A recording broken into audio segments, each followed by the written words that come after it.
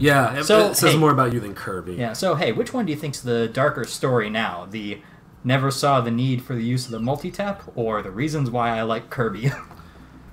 Ooh. Ooh. I just... Alright, so now... Ken. So now I've taken Max offline for a minute. I can explain what's going on here. The rabbit hole. Alright, so... you all remember from the opening cutscene how Jak and Daxter went off to the one place that they're not supposed to go. Misty Island over here. Close enough. And that's how Daxter got turned into mascot fodder. Let's go. Is that where we're going? Let's go. Bingo. Let's do it. Let's do exactly what we're not supposed to do again. Because we've got issue. One being, there's a whole army of lurkers over there that have been given instructions from Evil McEvilton. It's okay, you got that topside Chudley kick. Bingo. That was really I thought it was going to, like, cancel. There it goes. Okay, there it is. I was like, alright, that's pretty good tech for the PS3. Oh yeah, especially, I mean, this was a PS2 era game. And I've had a lot of time to think about it. And the load times on PS2, that must have been shitty for this game. Actually, no. This game really didn't have much in the way of load times. It was a single open or pseudo open world with very limited load times in between. Primarily because they just used a lot of narrow corridors to allow time to reset. That makes sense. This is more like a is isometric the word I want to use, or am I? What's that one word where everything is like? It's like you said, it's like semi-open world. So a lot of it is also straight from A to B. I forget the term that's used for that. Linear. Linear. Thank you. Yeah. It's how did I forget that word? It's kind of linear, just because we can't go from first world to last world. Right. But we do have the option to kind of arrive at a hub world and decide which worlds to go in what order. Is this one of the worlds that sucks? No, this one's actually really fun. Okay. I think... I want to say it's either the third or fourth hub world where things start to get a little whatever, but that's not necessarily a fault of the game itself. It's just that each world sort of had something new or brought something new into the game each time. Right. That was good. That was good skip tech. Yep. That was really good. Fucking Daxter. That was actually pretty funny. That was good. Yeah, this game has got its moments. But, I just blanked on, I just blanked. Okay, yeah, we were talking about the open world stuff. Yeah. Okay, yeah. Each world kind of has their own sort of special little kick early on, or their own little sort of tricks. The beach had us just kind of doing a lot of running around, and specifically with the jump pads, that kind of introduced us to them and how they function and how we could then take out the cannon. Right. This world introduces gives us an important early element in the form of our zoomer. Kind of gives us a little bit of an experimental how it works, as well as also gives us some new form of eco to mess around with. Okay, so... But when you start getting... Buzzing. Yeah, when you start getting, say, third or fourth hub world in, some of the stuff becomes a little bit more repetitive. So, in a way, some of the charm vanishes with it. Not necessarily a fault in the game itself. It's just that it feels like it could have been... I don't know. I'm not focusing on the game anymore. I'm just kind of trying to put my words together. Dude, I'm hella focused on the game. I'm sorry. I'm staring so hard. I get what you're saying, though. Yeah. So in other words, you're a psychopath. Let me tell you why. Because you spent time alone, which was cool. You had no multi-tap. And you were enamored by Kirby being dark. I got you. I understand. Yes, I brought it back. I was thinking about that a lot of the time. Well, bravo! You actually managed to put the two stories together. I prefer the whole sociopath angle, but hey, sure, we'll go with psychopath. I mean, I went psycho because maybe a tad of socio. You remind me of Dennis from It's Always Sunny in Philadelphia. He's definitely the ultimate sociopath. Like, I never thought of Kirby as being dark, but now that you think about it, you're like, oh man. Yeah, you can't stop thinking about it now. Oh man. And yet, having said that, I've still bought Planet Robobot and like it. What is Planet Robobot? That was the latest Kirby game for the 3DS. Oh, okay, I've seen that one. That's the one you get in mechs. Oh yeah. Okay, nice. I saw that one. Kirby and mechs. That's another thing that I really like. Mechs in general. Why'd you jump on that and then wait? Did you just miss? I really have no reason why I did that. Okay, I thought there was like something I had to do for the robot. That looks new. Yep. That's good. Power lunch. 25 out of 100. Dude, we're getting trophies. Yeah. This is actually pretty fun. This is cool. We're getting trophies. Oh yeah, man. You set me on this for a collectathon thing. I can easily get us 100%. Whoa, that was a quick death. Yeah. Death warp. It was intentional. It's like my excuse for every death. Like, don't worry about it. Death warp. Okay. We're speed running. That is actually one thing that I really like about this game. It's that, or with this world specifically, we've got multiple different paths that we can take down to sort of arrive at the same place. Okay. Because Misty Island here is, well, it's exactly that, an island. A circular path leading to one way or another. So I think just for ease, we will try to take this other pathway here, see what we can get.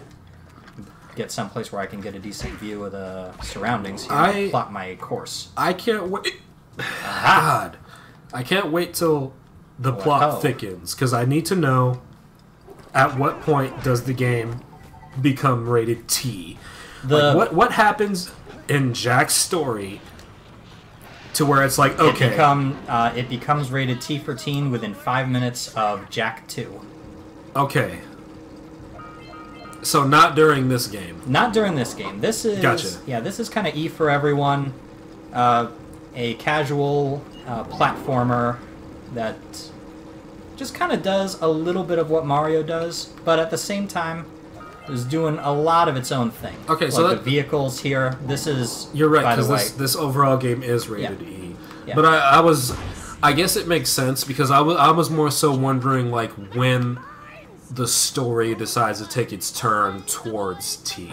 So you're saying within the second one. Yeah, like I said, this is one of those... this is a game where, at the period of the sequel, when that came out, it was at the time when gaming started to go through that edgy adolescent period where all gaming characters became darker or brooding, and it became about being an anti-hero and being edgy. Okay. And certain games were able to survive that trend a little bit better than others. I'd say that one that really didn't fare so well was Shadow of the Hedgehog. Oh, Shadow the Hedgehog. Yeah. Yeah, that's an example. He had guns, man. Yeah. That's not a normal Sonic game. Yeah, like, why? I mean, why gun? If not to say, hey, look, I'm super dark. Right. So that makes sense. And I'm not gonna. And yeah, Jak 2. You can see on the cover, Jak does get a gun as well, and he becomes also like the dark and edgy kind of gameplay and everything. But I'll at least say that I think that this franchise survived that sort of adolescent period and weathered it a little bit better than others. Just mainly for Jak 3, because taken on its own, it follows a similar sort of path of almost like growing up, of maturity. Right. This first game here is the childhood, the bright sort of open sense of wonder Part 2 is where things get really dark and the adolescents like cynical and edgy and everything. Okay. Part 3 is where the character and the game both literally and figuratively sort of grow up, and they become the person that they were always, or that they were projected to be. They were destined to be. I don't know. Destined to be, became. Like, the story also gets a lot bigger in scope. Because right now, it's a fairly simple story. Our best friend fell into a vat of dark eco. Let's get him and back. we need to find a way to turn him back to normal. The only one who can help us is the Sage of Dark Eco. Pop goes the lurker. Yep. Okay, well, that makes sense then. I can't wait till the story goes deeper. I need to go down the rabbit hole. I need to know. Oh yeah. Yeah, this game is the gameplay one, where we're gonna get a lot of sort of enjoyment just out of running around, fighting enemies, just exploring new areas, and taking on different challenges as they come. Gotcha. The story-driven stuff really starts in Part 2. And it culminates in Part 3.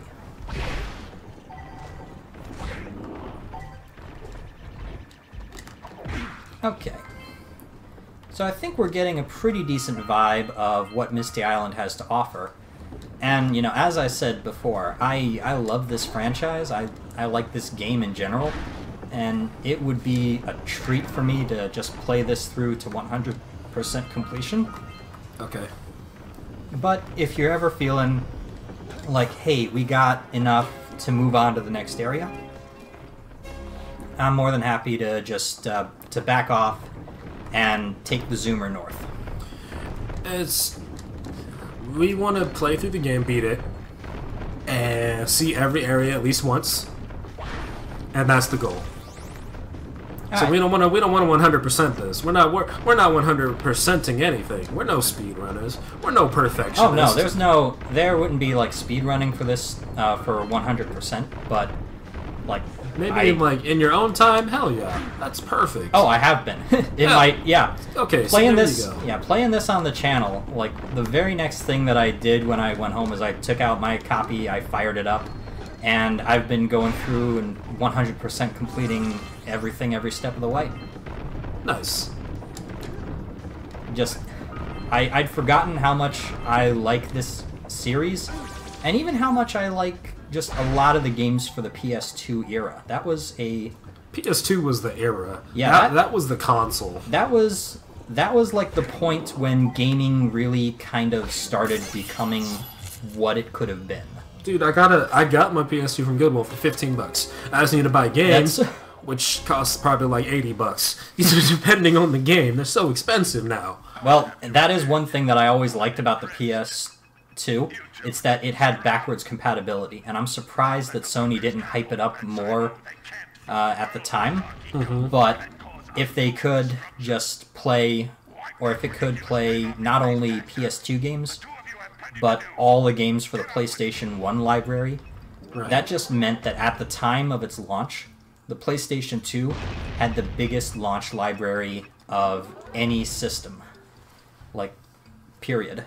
It was so good. And I honestly think, I mean, as much as I would miss the Nintendo franchises, mm-hmm. and as much as I would miss other games in like PS3 and so on, if I could just have been given the option to have one console with all games available for play on it, PS2. Yeah, PS2.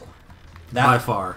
That would get me just about everything that you want. There's everything literally that you want on the PS2 and the PlayStation 1 for backwards stuff. Yeah, and the one. Oh man, dude. Yeah, that such a good console. I was so sad when they came out with PS3. Like I was excited for it, but sad at the same time because I'm like, I'm not even done with a quarter, let alone 15% of the games available for PS2. Oh, and you guys are ready for PS3? Like damn, that was really fast. And And also, I think the PS2 was the last point when the graphical updates from system to system really mattered. Right. Like, don't get me wrong. I'm happy that we have what we have now. I'm glad the Switch is coming out. I'm glad. Absolutely. I just dated us. It's cool. I'm glad. I'm glad the PS4 is out. Xbox One is cool. I have original Xbox. I've never had a 360 or a One, but Xbox is still doing its thing. Back in those days, you would buy the game. It's a full game. It was a fun game, no matter what the game was. For some reason, every game nailed something great about. Not every. Yeah, game. not every game. Some I was games. Gonna say, I remember some games that were indeed pure shit. Yeah, that was a blanket statement. There were more good games out there, so it didn't necessarily feel like we were missing anything. Right. But also, like that era was really the last time that there was a markedly huge increase in graphics with one thing versus another. Exactly. Like, all right. Dude, talking nostalgia. Oh man, Yeah. I gotta get some PS2 games now. I can't wait. I just need to save up some money. All right, I'm gonna try once more to see if I can't get this thing. All right. There we go. The roll jump. It worked. All right. All right. So we're just gonna leave it at Misty Island then for a little bit. Right. See if we can't put a stop to the lurkers scheming before we move on. You know, we got to make sure that the town is safe. Indeed. And we'll just find a power cell to grab right before we, I guess, call it. Yeah. Ah, that was good. That was good. See, you know what? Yeah, we are starting to gel. You wow, remember this actually feels like, you know, we could be a channel or something. Do you remember that one video where I was like, yeah, we're almost at the point where we can finish each other's, and I said steaks, and you didn't say shit? Yeah. This was a good one. We nailed this. Oh yeah, we actually did that one right. Fucking asshole. Uh-oh. And you didn't say anything on purpose over there. You know you didn't. No, I didn't. You said you didn't. Uh-oh. You got ambushed. We got ambushed. Arenas. Turns out we found the army. Alright, Red Eco buffs up our attacks. Okay. Good news there. But, man, oh man, I am overwhelmed. I am overwhelmed and I am low on health. You gotta use more Tatsumaku Senpikakus. Alright, we're gonna do this. We're gonna do this.